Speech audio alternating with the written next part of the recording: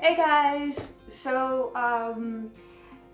Yesterday I got this little package in my mailbox, and I'm gonna really tell you what it is. I'm gonna spoil it all.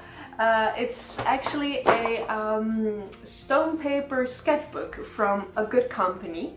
And I have never bought anything from this company, so I have no idea what the quality is or how it will perform.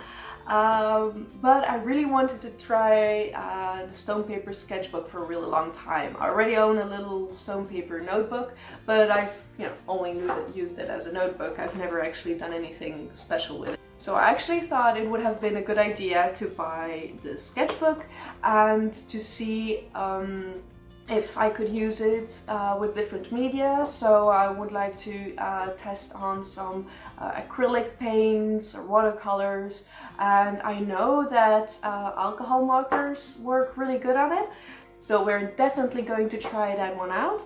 So yeah, I'm really curious to see how this one will perform, and let's do this. Okay, so just to let you see, this is my little stone paper notebook, and it is from Green Story.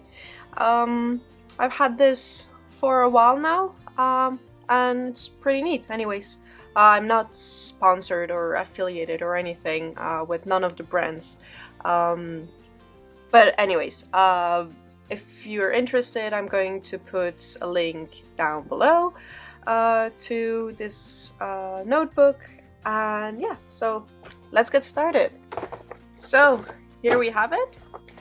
Turn it around, and yeah, so already we can see that the packaging is also made from recycled stone, so that is pretty neat. And actually the cool thing about stone paper is that they didn't use any trees, no water, no acid, no bleach. And this particular company has a 100% solar energy policy apparently, so we're all very happy about that, or at least I am.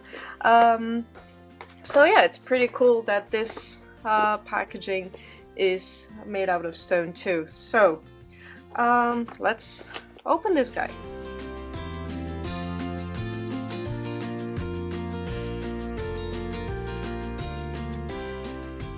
So yeah, stone paper is actually made out of recycled leftovers from construction industry, and has mostly like limestone and marble that are crushed into fine calcium carbonate powder. And so stone paper is made out of these materials for like 80% from what I know. And the rest is actually made out of HDPE, which is a recyclable material, photodegradable, and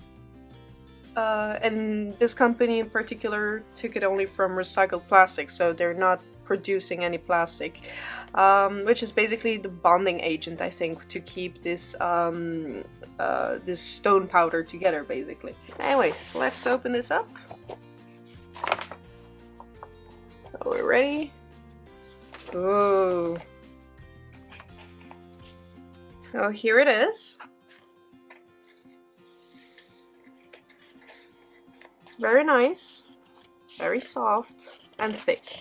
It's way thicker actually than my notebook paper. So okay, here we have 2 stickers from a good company. So cute. And what is this?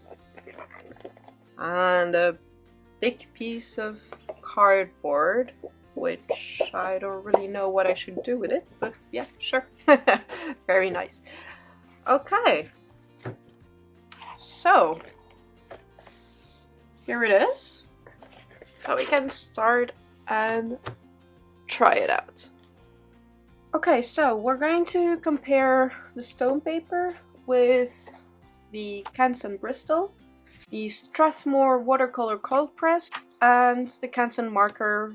So we're gonna start with the Canton Bristol, and I'm going to swatch different pens and pencils.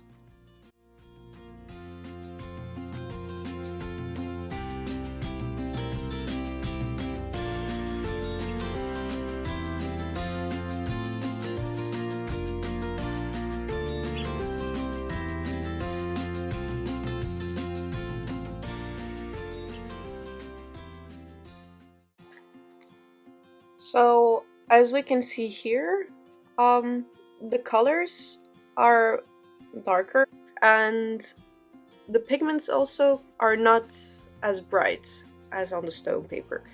Now I must say that there's one difference, is that it's a bit more resistant to write on, so it's not going to be as smooth, in the sense that you feel that you have to put a little bit more strength in order to write on this paper. Now this is also the thicker version of stone paper because it's meant as a sketchbook, while if I use my notebook, which has thinner paper, it doesn't give this effect. It's actually really smooth to write on. Okay, so I'm going to try out and do some swatches with the acrylics.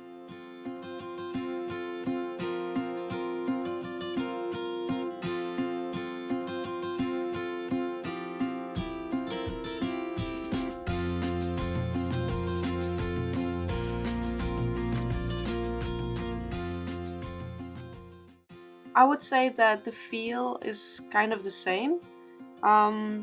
I don't see any big difference between the two, not with the brush strokes or the pigmentation. I would say that they both perform more or less the same. Okay, so now I'm going to compare the Canton marker with the alcohol markers. Now these are cheap twin markers that I found. I'm not an alcohol marker artist or anything, so I don't really need high-end or any particular quality of markers. So these work very fine for me. But so yeah, let's use them anyways.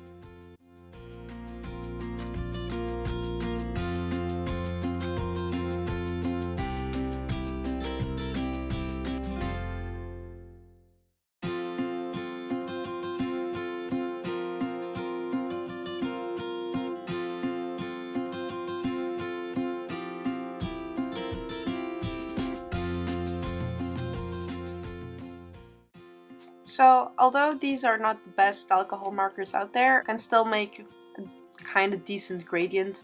And I have to say also the colors are different. Like as you can see, these are slightly darker. And here too we have exactly the same effect as on the Bristol paper, that the edges of the color are smoother compared to here, where they kind of bleed out a little bit. Also, a huge difference, even if this is especially made for markers, it still bleeds through, while here we don't have any bleed through. That is also because this paper is waterproof and everything, so the color just stays on top of the paper. It doesn't get absorbed in any way. So and here we are with the watercolor cold press.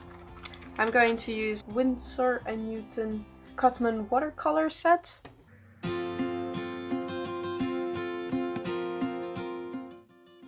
Okay, sorry guys, but my battery died, so that was very interesting.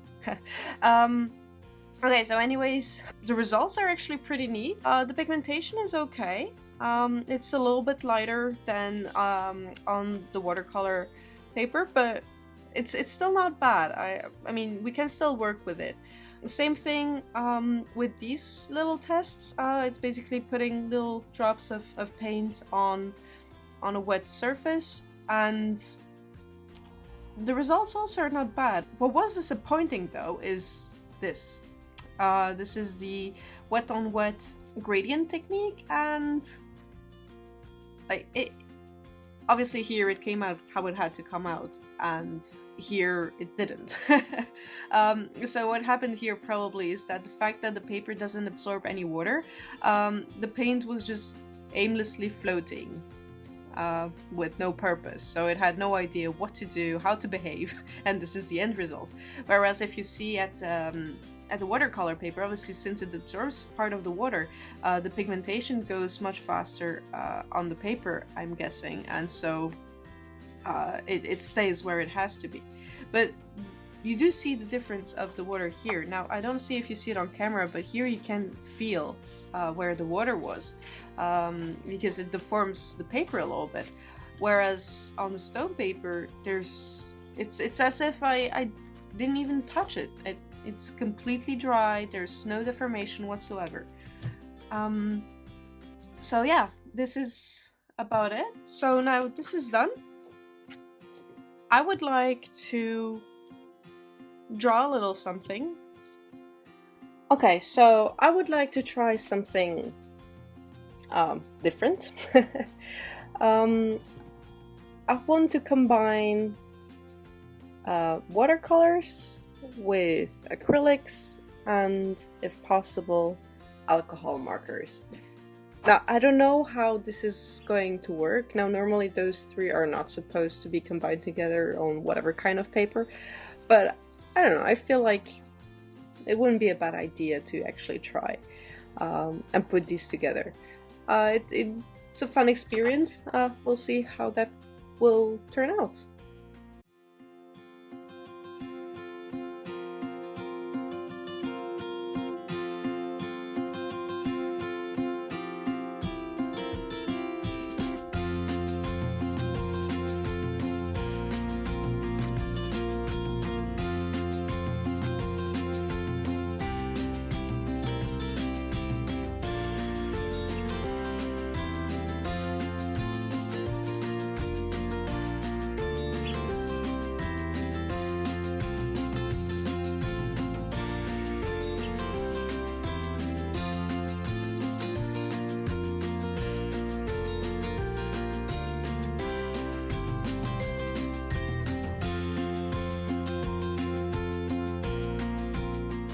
So I just wanted to add that I'm not a painter or anything of sorts. I'm mainly a crafter and I enjoy testing out different materials, tools, media, etc.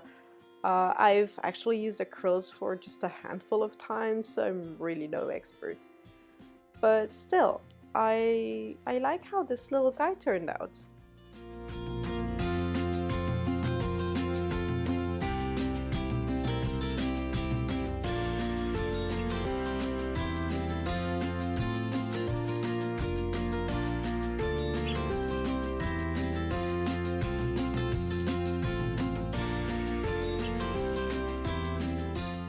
Also, it took me a couple of days to make this video because it's the first one I make and I know it could be much better, but hey, it's a learning process and I'm really doing my best, but I'll really try to improve for the next ones.